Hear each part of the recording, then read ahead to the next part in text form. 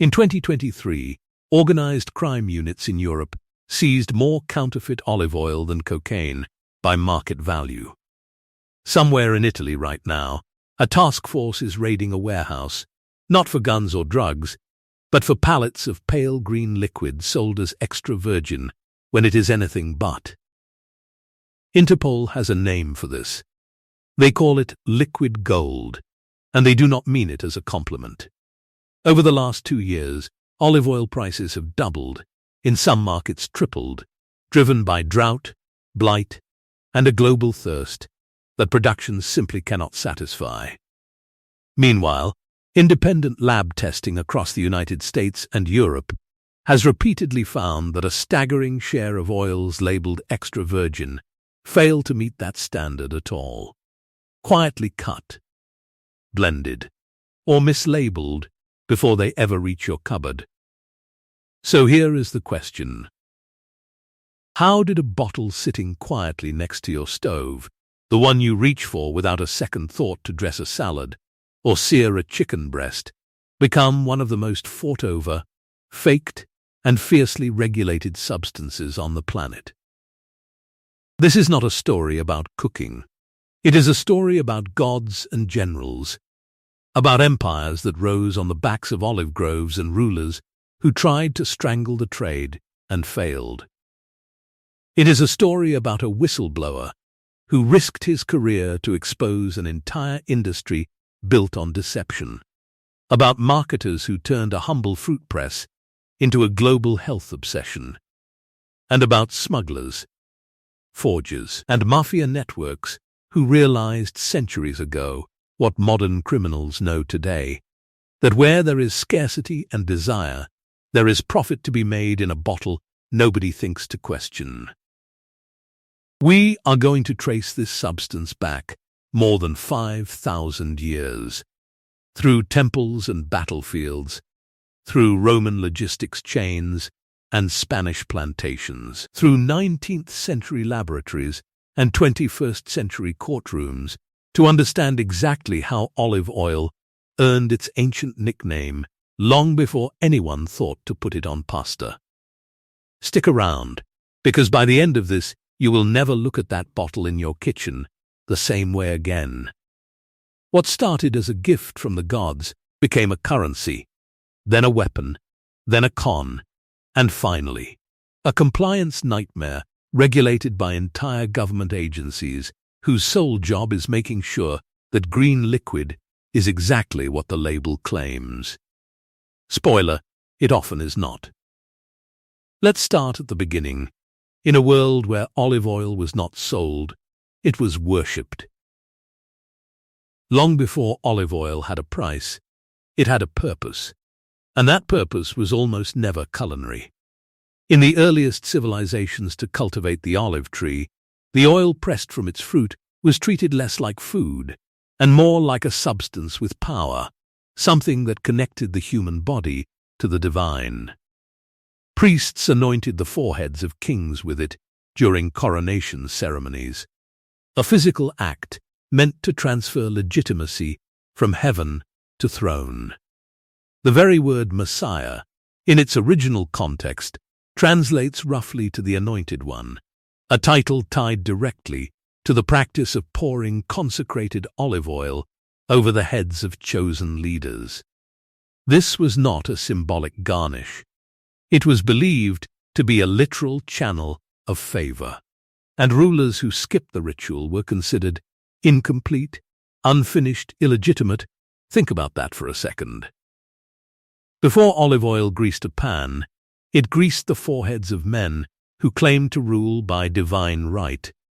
Temples burned it constantly, and not for ambiance. In the ancient world, light itself was a luxury, and olive oil lamps were the primary technology, keeping sacred spaces illuminated after dark. Priests tended these flames as an act of devotion, treating the burning oil as a continuous offering, a small manufactured sun that could not be allowed to go out. The oil was not chosen for convenience. It burned cleaner and steadier than most animal fats, produced less smoke, and carried a scent considered pleasing rather than offensive, which mattered enormously in spaces meant to honor gods with sensitive noses and demanding priesthoods. And then there is Athena. In Greek mythology, the goddess of wisdom did not simply endorse the olive tree. She was credited with creating it, gifting it to humanity in a divine contest that, according to legend, determined the fate of an entire city. The olive branch she offered became the ultimate symbol of peace, prosperity, and civilized order, eventually finding its way onto flags, currency, and diplomatic language that still survives today. Olive oil, by extension, was not just useful. It was proof of favor from the goddess of strategy and civilization herself. This sacred framing did something crucial for the substance's future. It gave olive oil a kind of built-in prestige that no other cooking fat could claim. A reputation as something clean, pure, and worthy of gods and kings rather than ordinary appetites. Before merchants figured out how to monetize that reputation, priests and monarchs had already spent centuries establishing it as something precious, something scarce, something you did not simply pour without ceremony. That distinction matters, because reputation built on ritual is far more durable than reputation built on marketing. And olive oil would spend the next several thousand years cashing in on a mythology it never had to invent. But sacred origin stories, as we are about to see, rarely survive contact with archaeology. Here is the story you have probably heard, or some version of it. Athena and Poseidon stood before the people of a nameless city, each offering a gift to win the honor of becoming its patron. Poseidon struck the ground and produced a spring of water, dramatic but useless, since the water came out salty. Athena, calmer and more strategic, simply touched her spear to the earth, and an olive tree grew in its place, offering food, oil, and wood in one elegant package. The citizens chose Athena, the city took her name, and Athens was born, forever marked as the birthplace of the olive tree itself. It is a wonderful story. Poetic, tidy, and completely wrong as a factual account of where olive oil actually came from, because the olive tree did not spring fully formed from Athenian soil to settle an argument between deities.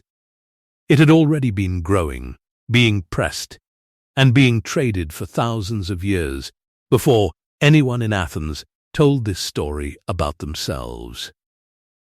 Archaeobotanists, the scientists who study ancient plant remains, have traced the domestication of the olive tree not to Greece at all, but to the eastern Mediterranean coastline, the region we now call the Levant, encompassing parts of modern Syria, Lebanon, Israel, and Jordan, alongside early cultivation on the island of Crete. Wild olive trees, small and bitter-fruited, grew naturally across the Mediterranean basin long before humans intervened. But the domesticated olive, the kind that produces the fleshy, oil-rich fruit we still press today, required generations of deliberate grafting and cultivation, a technological process that early Levantine farmers had already mastered, while Athens was still an unremarkable settlement. Excavated olive pits, ancient pressing stones, and residue analysis from clay storage vessels in these regions push cultivated olive oil production back thousands of years earlier than the Athenian myth would ever suggest. So why does the Athena story persist? Because myths are not really about botany. They are about branding, and Athens, centuries later, had every incentive to write itself into the origin story of the most valuable commodity in the ancient world. Claiming divine invention of the olive tree was not humility. It was marketing. A civic legend engineered to justify Athenian dominance over olive oil trade routes that Levantine and Cretan farmers had already been running for millennia. Consider that for a second. Even 4,000 years ago, people understood that controlling the story of where a valuable product came from was just as powerful as controlling the product itself. Noah's dove returning to the ark with an olive branch tells a similar kind of symbolic truth wrapped around a historical impossibility, using the olive as shorthand for peace and renewal precisely because audiences already understood its cultural weight, not because the story explains its agricultural origins. This is the pattern we will see again and again throughout olive oil's history. Behind every clean, quotable legend sits a messier, older, more commercially motivated reality, and the people telling the legend usually have something to gain from you believing it. The myth of Athena's gift was never really about a goddess. It was about who got to claim ownership of the world's most lucrative liquid before anyone had invented the concept of a trademark. Once the myths had done their job of assigning ownership, the real work began, and that work was trade. Somewhere in the centuries after olive cultivation spread out from the Levant and Crete, the Mediterranean world figured out something that would define the next 3,000 years of human commerce. A jar of oil could travel where a barrel of wine spoiled, a sack of grain rotted, or a slab of meat turned. Olive oil was stable, dense, and universally wanted, which made it one of the earliest forms of portable wealth in human history. Merchant ships from coastal cities up and down the Mediterranean coastline began stacking their hulls with clay storage vessels sealed with wax and resin, each one worth more, pound for pound, than almost anything else being shipped. Ports that controlled olive oil access controlled leverage, and leverage in the ancient world meant survival. Coastal trading cities used their fleets to move oil not just as food, but as a bargaining chip in negotiations between kingdoms who had far more soldiers than they had olive groves. Think about the audacity of that arrangement. A tree that grows slowly, takes years to mature, and produces a fairly modest yield of fruit became more strategically important to some rulers than the size of their armies. Because armies need to eat, need to see at night, need to treat their wounds, and olive oil did all three. Wealthy households began storing oil the way later civilizations would store precious metal, and inventories of stored jars started appearing in palace records as a measure of a ruler's actual net worth. This is where we start to see a very specific archetype emerge: the merchant administrator, a figure who was part bureaucrat, part trader, and part diplomat, whose entire job was to manage a kingdom's oil reserves and use them as a tool of foreign policy. Diplomatic gifts of olive oil traveled between rulers as a way of signaling wealth, generosity, and implicit military capacity all at once. Because a kingdom that could afford to give away barrels of oil was a kingdom that clearly had groves to spare and ships to move them. Marriages between royal houses were sometimes sweetened with oil shipments as part of the dowry, embedding the substance directly into the machinery of ancient statecraft. What had started as a substance poured over the heads of kings to confer legitimacy from the gods had become, within a matter of centuries, a substance used to buy influence between the very same kings. The sacred had not disappeared. It had simply been absorbed into the economic, which is a pattern you will notice happening to almost every valuable resource in human history, from salt to spice to oil of a very different kind millennia later. The Mediterranean was slowly being stitched together, not by shared language or shared religion, but by shared appetite for a viscous golden liquid that everyone needed and only some coastlines could produce in abundance. And that imbalance, that geographic accident, of which hillsides could grow olives and which could not, is exactly what would eventually catch the attention of the most efficient, most ruthless commercial empire the ancient world had ever seen. Rome did not invent olive oil.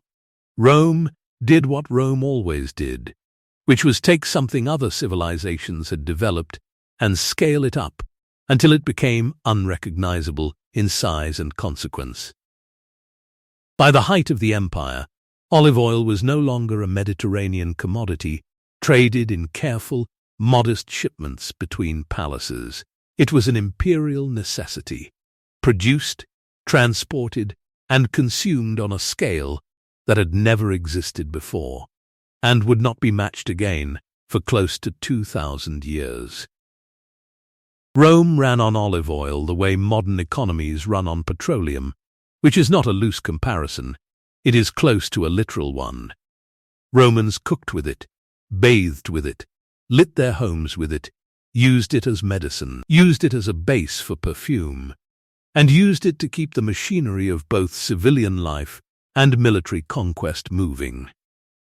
Soldiers on campaign carried olive oil rations alongside grain. Because it was calorie-dense, it did not spoil quickly, and it could be used to treat wounds, condition leather, and maintain equipment, in addition to feeding an army marching across 3 continents. A legion without wine could survive. A legion without olive oil was in trouble. To feed this appetite, Rome did what empires do best. It identified the most productive growing regions under its control and reorganized them entirely around supplying the capital. The province of Hispania, roughly modern-day Spain, became one of the largest olive oil production zones in the ancient world. Its economy restructured almost entirely around groves, presses, and the export trade. Massive quantities of oil were pressed in Hispania, packed into clay amphorae, and shipped across the Mediterranean to Rome, where the population had grown so large that no regional agricultural system nearby could have fed it without this kind of long-distance industrial supply chain. This was not small-scale farming feeding local markets. This was provincial economies being reshaped, generation after generation, around the demands of a distant imperial capital that measured its own stability partly in barrels of oil arriving on schedule. Before we go further into how an empire built supply chains around a bottle of oil, if you are the kind of person who enjoys watching ordinary objects turn out to have absolutely insane hidden histories, this channel exists entirely for you. So hit subscribe now so you do not miss what is coming. Because the next part of this story involves emperors trying to control a substance that refused to be controlled. Because that is the thing about turning a resource into critical infrastructure. Once an empire depends on something completely, it becomes both a source of tremendous power and a tremendous vulnerability. The flow of olive oil into Rome was not simply commerce anymore. It was a matter of state security and the people who controlled that flow. From provincial governors to shipping merchants to the administrators who tracked every amphora moving through Roman ports, held a kind of quiet power that senators in togas rarely acknowledged out loud, but never stopped worrying about. An empire that could feed, light, clean, and heal its citizens with a single liquid had built something remarkably efficient. It had also built something that, if disrupted, could bring the machinery of empire to a very uncomfortable halt. Where there is critical infrastructure, there is always a ruler who looks at it and thinks, I should be the one who controls this. Rome's answer to that temptation came in the form of the Annona, the imperial system devised to guarantee the flow of essential goods, including olive oil, into the capital and to the legions stationed at the edges of the known world. Emperors did not simply hope oil would arrive. They built an administrative apparatus to command it, staffed with officials whose entire careers depended on making sure the supply never wavered. Because a hungry, unlit, unwashed Rome was a Rome one bad harvest away from riot. This was centralized power at its most ambitious, an attempt to turn a decentralized, sun and soil-dependent agricultural product into something as reliable and controllable as a military supply line. And for a while, remarkably, it worked. Officials taxed producers, regulated shipping routes, and set quotas for how much oil provinces like Hispania were expected to send. The emperor's reach, in other words, extended all the way down into the groves themselves. But control over an agricultural product is never as total as a bureaucrat wants it to be, and olive oil in particular had a way of slipping through the fingers of whoever tried to grip it too tightly. Bad weather did not care about imperial quotas, neither did the merchants who quickly discovered that unofficial channels, smaller ports, and quietly falsified shipping records could move oil around the official system entirely, especially when local demand or a rival buyer offered a better price than the state was willing to pay. Where there is a government monopoly, there is, almost immediately, a black market humming along beside it, and Rome's oil trade was no exception. Provincial governors who were supposed to be enforcing imperial quotas sometimes found it far more profitable to look the other way, while a portion of the harvest disappeared into private hands, pocketing the difference themselves. Corruption, in other words, was not an occasional scandal.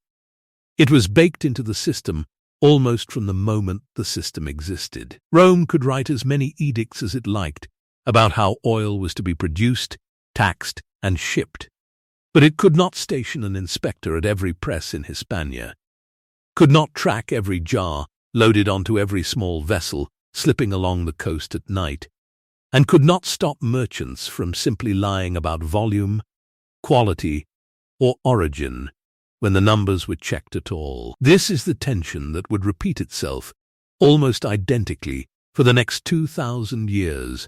An authority tries to centralize control over olive oil because it is valuable and essential, and the market, sprawling and decentralized and endlessly inventive, finds a way around it. Rome eventually fell, but the pattern it established did not. Every ruler after it who looked at olive oil and saw not food but leverage, not commerce but control, would eventually run into the same wall. You cannot fully dominate a substance that thousands of independent farmers, pressers, and shippers across an entire sea are quietly, stubbornly, profitably moving on their own terms. The empire could tax the oil. It could never fully own it. Fast forward past 1,000 years of feudal presses, monastic groves, and regional trade fairs, and arrive somewhere far less romantic. A 19th-century warehouse, the air thick with the smell of oil and metal, and rows of steam-driven hydraulic presses crushing more olives in an hour than a Roman estate could process in a week. Industrialization did to olive oil what it did to nearly everything else it touched. It made production faster, cheaper, and vastly more scalable, and it severed, almost completely, the direct line between the person growing the olives and the person eating the oil. For millennia, adulteration had been a local problem. A merchant here, a corrupt official there, small deceptions bounded by small markets. Industrialization turned it into an international enterprise.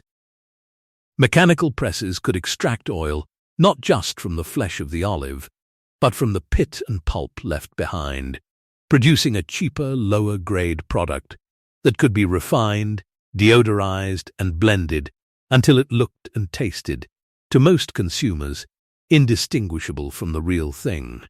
And once you can manufacture something that looks like the genuine article at a fraction of the cost, the incentive to simply say it is the genuine article becomes almost irresistible. cutting pure olive oil with cheaper seed oils, coloring agents, and even, in some documented cases, industrial lubricants, became a quiet, profitable, open secret in parts of the trade by the early 20th century. Labels claimed purity that the contents did not possess.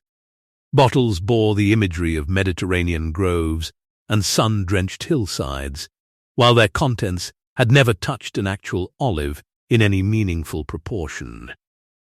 This was not a fringe problem. It was baked into an industry that had scaled production without scaling honesty to match. Every so often, someone on the inside would decide they had seen enough. That is the role the whistleblower plays in this story. Not always a single dramatic figure with a name that makes headlines, but a recurring type: the chemist, the inspector, the disillusioned employee of a bottling plant who runs an unauthorized test, who looks at the spectral signature of what is supposedly pure olive oil and finds a chemical fingerprint that does not match, and who takes that discovery somewhere it cannot be quietly buried. Laboratory analysis, when it was finally applied seriously to the olive oil trade in the 20th century, began turning up results that embarrassed entire national industries. Testing revealed shipments cut with hazelnut oil, sunflower oil, and pomace oil. The low-grade extraction from crushed pits and skins, all sold under labels promising extra virgin purity. The gap between what the label claimed and what the bottle actually contained was not a rounding error. It was, in a disturbing number of cases, the entire product. And here is the detail that should make you pause the next time you reach for a bottle. This was not a story confined to one obscure decade. It was a recurring cycle, exposed, investigated, quietly settled, and then repeated once regulatory attention moved elsewhere. If you are finding this deep dive into a kitchen staple more unsettling than expected, you are exactly the audience this channel is for, so go ahead and hit subscribe. Because the next stretch of this story, the scandal that finally forced governments to act, is where things get genuinely explosive. Industrialization had given the olive oil trade the tools to lie at scale. It would take a body count and international outrage to give it the tools to stop. The scandal that finally broke the industry's cycle of quiet denial did not come from a courtroom or a customs raid. It came from hospitals. Patients began arriving with a strange, creeping paralysis, respiratory failure, and organ damage that doctors could not immediately explain.